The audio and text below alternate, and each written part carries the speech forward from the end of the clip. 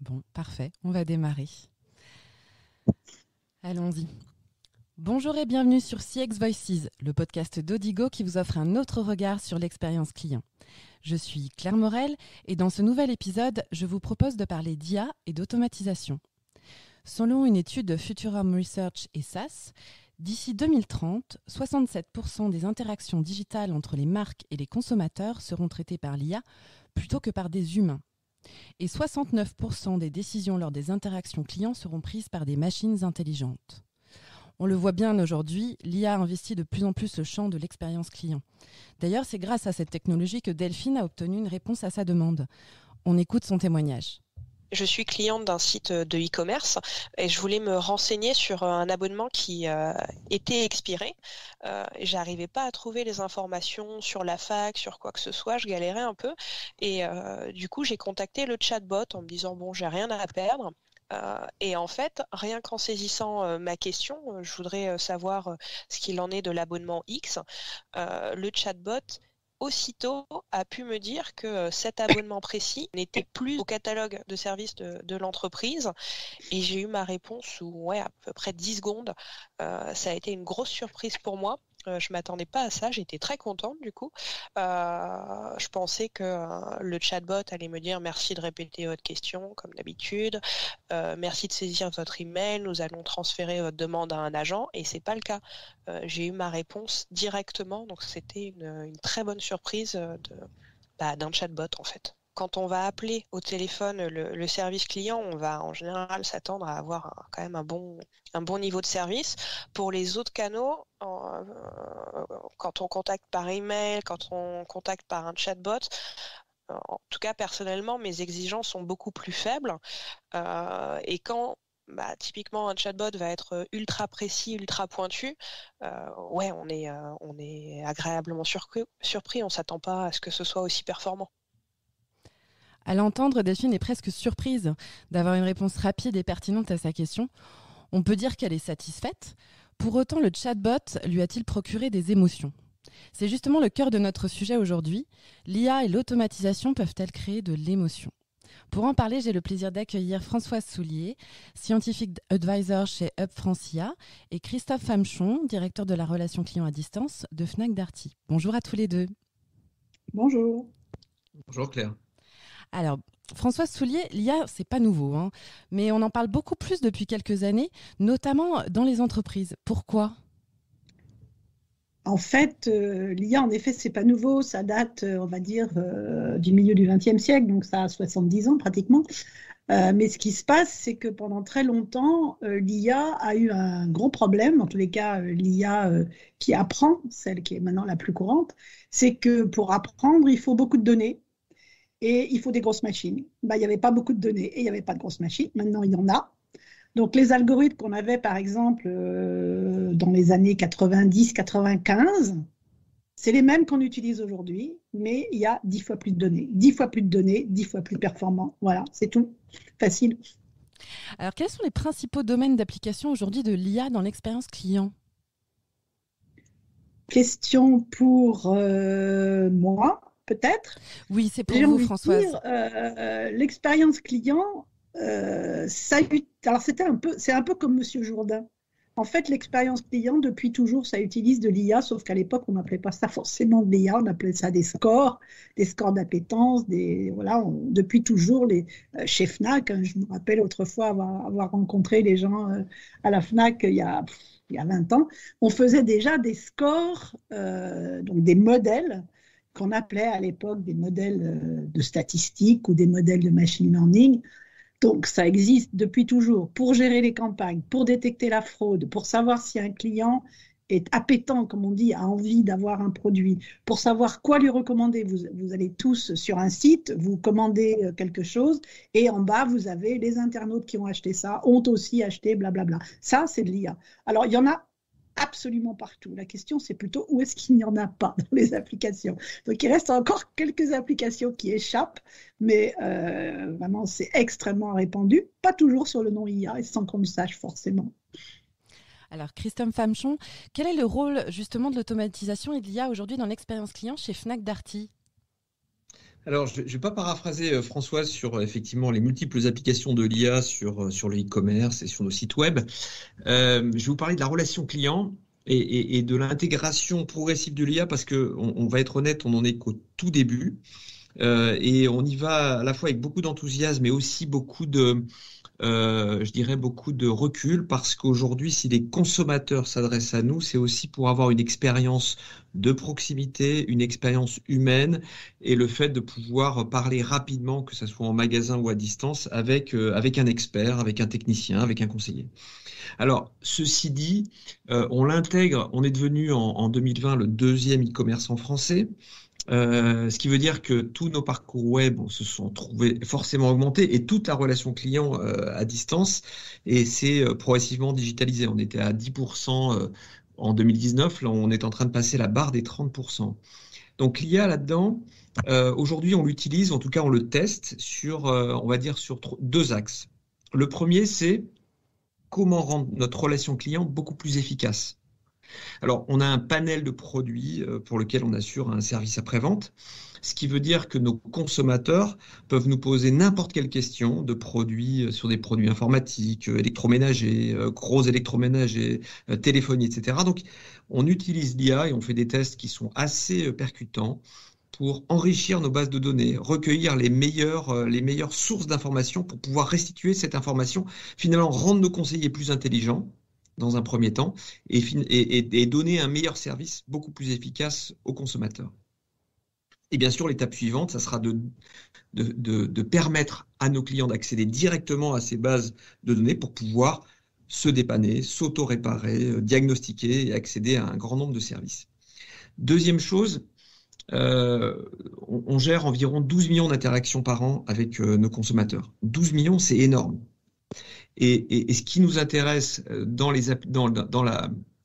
l'utilisation d'algorithmes puissants, c'est d'essayer de comprendre, d'essayer de connaître à la fois les motifs de sollicitation, pourquoi nos clients nous contactent, qu'est-ce qu'ils nous racontent sur notre enseigne, ce qui va bien, ce qui ne va pas bien, quels sont les signaux faibles. Et humainement, c'est une tâche qui est impossible. Donc c'est pour ça qu'on utilise l'intelligence artificielle. Et puis, un sous-ensemble de cette analyse, c'est aussi de repérer les sources de dysfonctionnement potentiels à la fois dans l'entreprise, mais également dans la relation. Aujourd'hui, l'IA est capable de faire de la reconnaissance, vous parliez d'émotions tout à l'heure, de la reconnaissance d'émotions ou de sentiments négatifs. Ce qui est assez puissant parce que ça va nous permettre très rapidement de pouvoir corriger nos erreurs. Alors, les chiffres de l'étude que j'évoquais tout à l'heure sur la part des interactions clients via l'intelligence artificielle, est-ce qu'ils vous surprennent justement, Christophe? Qu'en est-il chez Fnac Darty aujourd'hui? Alors, à la fois, ça ne me surprend pas, parce que je pense que l'objectif de chaque consommateur, vous et moi, quand on achète ou quand on entre dans une relation avec une enseigne, c'est d'avoir l'information vite et qu'elle soit correcte. Donc forcément, des algorithmes puissants, de l'intelligence artificielle seront toujours à terme beaucoup plus efficaces que l'être humain. Donc globalement, la difficulté, ça va être finalement d'intégrer un grand nombre d'informations qui peuvent être commerciales, techniques, et Dieu sait que chez nous, c'est effectivement, on a plusieurs enseignes, on a 900 magasins, etc. Donc aujourd'hui, on en est dans les balbutiements. Globalement, je dirais que dans d'autres applications comme donner des horaires de train ou prendre des rendez-vous de vaccination, c'est beaucoup plus simple. Nous, c'est beaucoup plus complexe. Donc aujourd'hui, on étudie ces pistes d'automatisation. Et on ira, alors je ne sais pas à quel rythme, vous reviendrez nous interroger d'ici quelques mois ou quelques années. Avec plaisir. Avec toujours quand même la recherche de dire qu'est-ce qu'on peut faire pour garder cette touche d'humanité et de proximité avec nos consommateurs. Qu'on ne soit pas un pur player Internet, puisque nous, notre force par rapport à d'autres, c'est d'être présent sur le terrain. Alors Françoise, on entend souvent que c'est à l'humain de gérer les émotions lors des interactions clients. Donc l'intelligence artificielle, finalement, n'est pas faite pour susciter des émotions? Alors, c'est pas fait pour ça, mais bon, quand même.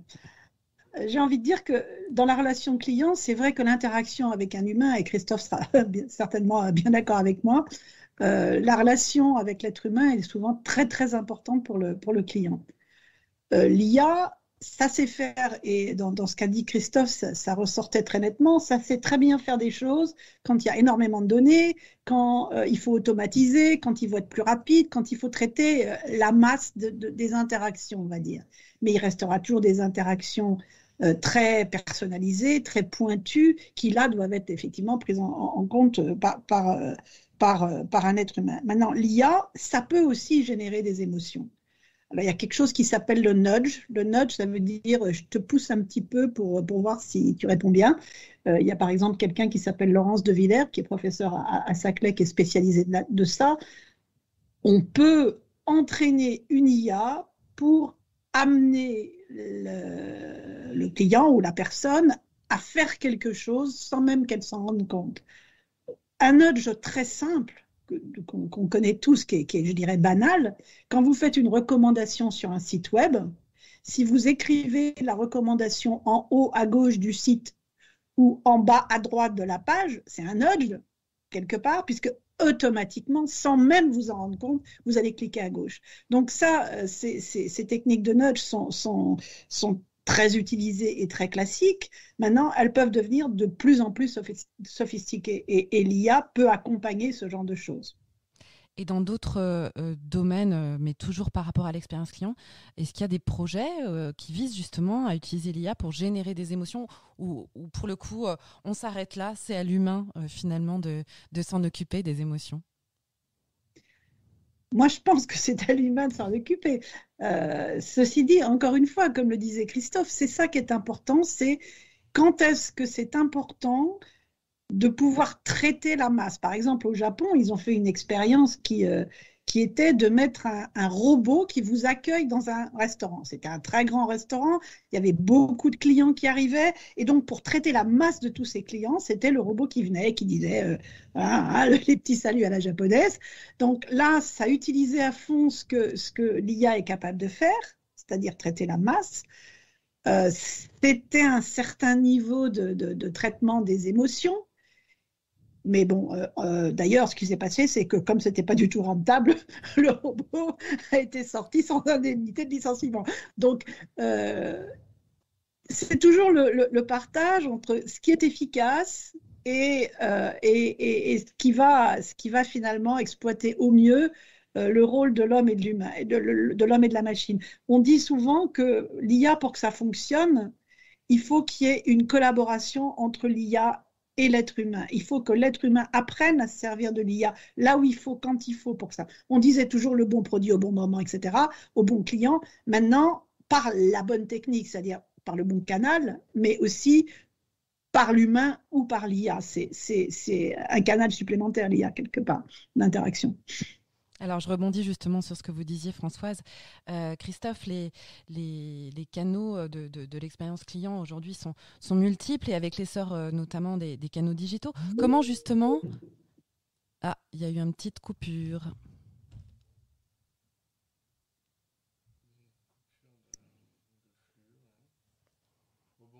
Ouais, au bon moment.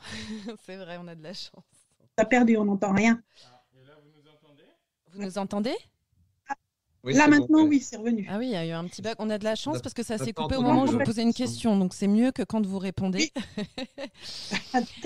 Je voulais rebondir en fait sur ce que disait Françoise justement par rapport, Christophe, les canaux de l'expérience client aujourd'hui sont multiples. Il y a un essor des canaux digitaux. Justement, comment vous appréhendez le rôle du binôme canaux digitaux et humains ?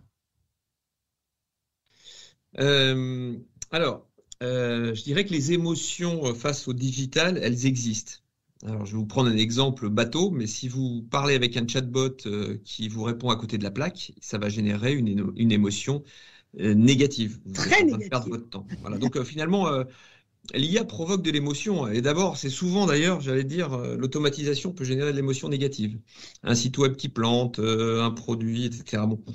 Donc, L'idée, c'est comment, effectivement, comme le disait Françoise, que j'écoutais avec beaucoup d'attention sur ce point, comment on arrive à utiliser les algorithmes pour rendre l'humain finalement plus puissant. Alors, il y a un concept qui apparaît souvent, qui est celui du conseil augmenté, c'est-à-dire comment je vais donner toute cette intelligence, toute cette puissance du web, plus cette émotion, en tout cas cette capacité de l'humain à créer une relation pour avoir une meilleure, finalement une meilleure prestation, une meilleure qualité de service. C'est un petit peu ce qu'on essaie de faire, je dirais, et je pense que beaucoup d'enseignes travaillent là-dessus, c'est quand un consommateur vient sur un site web, quand un consommateur se présente en magasin, il est aussi intelligent que le vendeur parce qu'il a déjà regardé sur Internet tout ce qui se passait. Donc nous, par exemple, on travaille avec une start-up française qui est, à mon avis, très prometteuse et qui fédère tout le contenu disponible sur le web, plus le contenu qu'on peut trouver chez des constructeurs, plus le contenu interne, puisque nous, chez Fnac et Darty, on a des bases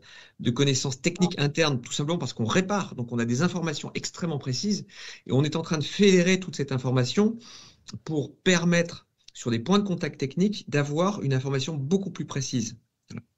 Ça peut être sur la réparabilité, ça peut être sur la durabilité. Et nous, chez Darty, on répare, donc on sait les produits qui tombent plus en panne que d'autres. Voilà. Et ça, vous ne le trouverez pas forcément sur Internet. Vous trouverez beaucoup de recommandations, mais vous ne trouverez pas des données statistiques puissantes. Nous, on a cette information-là, donc on essaie de l'utiliser pour mieux conseiller nos consommateurs, puisque, comme vous le savez, il y a un enjeu très fort, par exemple, sur la réparabilité ou la durabilité des produits.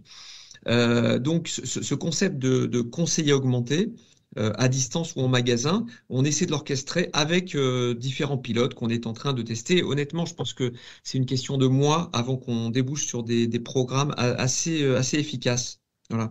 Voilà un petit peu la piste qu'on utilise. Très bien. Françoise, s'il y a bien une faculté que l'IA possède, c'est celle de détecter, mesurer et analyser les émotions. Est-ce une application déjà très utilisée dans les entreprises ? Alors oui, il y a tout un champ d'applications qui s'appelle Sentiment Analysis en anglais, ou l'analyse du ressenti, on pourrait dire en français. Et ça va se faire, comme toujours pour les programmes d'IA, avec des données. Donc par exemple, si vous avez une collection de textes, là, je travaillais récemment sur l'analyse des tweets de la campagne entre Joe Biden et Donald Trump. Vous avez tous les tweets et vous essayez d'analyser ces tweets pour savoir, par exemple, est-ce que ces tweets sont positifs vis-à-vis de l'un ou de l'autre, pour savoir dans quel état, en fait, il y a plutôt plus d'opinions positives ou plutôt moins d'opinions. Donc ça, c'est des techniques qui sont très classiques, très classique en analyse de texte. Il y a également, un peu plus récent peut-être, des analyses de la couleur, entre guillemets, de la voix. C'est-à-dire, si un cher client vous appelle, « Ah, c'est quoi ce truc-là ?» en criant très fort, je pense que vous allez comprendre qu'il n'est pas content. Mais quelquefois, c'est dans un ton de voix ou un ton d'expression, peut-être une fréquence que vous allez pouvoir ressentir le sentiment. Et c'est des applications qui commencent à rentrer en compte dans des centres d'appel, justement pour se rendre compte que si vous avez un client qui est complètement hystérique, il vaut peut-être mieux le faire basculer sur une cellule de crise qui a l'habitude de traiter ce genre de situation. Donc sur le texte, sur la voix, sur l'image aussi, il y a des choses qu'on est capable de faire. On est capable de reconnaître l'état, on va dire, plus que le sentiment, mais l'état, est-ce que cette personne est en colère sur une image, en fonction de votre photo. Après, moi j'ai envie de dire, l'IA, c'est des techniques, c'est rien d'autre. L'utilisation de ça va être comment vous emparez de la technique pour en faire quelque chose qui ait une valeur pour votre entreprise. Et donc, j'ai envie de dire que les Français sont peut-être un peu plus frileux que d'autres pays. J'ai vécu en Chine pendant quelques temps. Les Chinois, ils n'hésitent pas, ils prennent et ils déploient massivement. En France, on est plus réservé peut-être. Moi, je crois que c'est tout un tas d'applications qui vont se développer davantage. Alors, il y a un point fondamental dans tout ça, du point de vue de l'IA, au point de vue, alors là, je parle purement technique, c'est que toutes ces bases de données sont, comme on dit, non étiquetées. C'est-à-dire, quand je vous montre ma tête, là, il faut que je vous dise content, ou bien que je vous dise pas content, pour qu'ensuite vous puissiez faire cette analyse. Et cet étiquetage ou cette labellisation, annotation, enfin il y a plein de mots pour dire ça, c'est un énorme travail et c'est ça qui bloque un peu le développement en industrie de ces applications d'analyse du ressenti. Voilà. Alors justement, par rapport à l'analyse des émotions, Christophe, est-ce que chez Fnac Darty, vous utilisez des outils pour les mesurer, pour savoir si vos clients sont énervés, contents, frustrés? Dites-nous. Alors oui, c'est un sujet sur lequel on travaille vraiment d'arrache-pied, tout simplement parce qu'aujourd'hui, la technologie permet d'avoir des résultats assez spectaculaires. Je vous parlais tout à l'heure de 12 millions de contacts, donc une masse d'informations.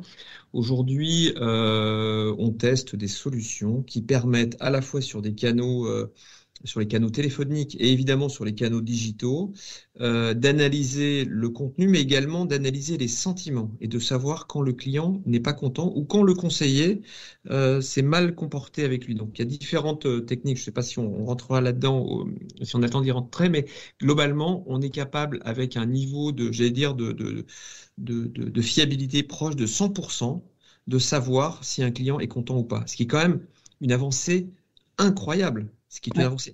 Hein.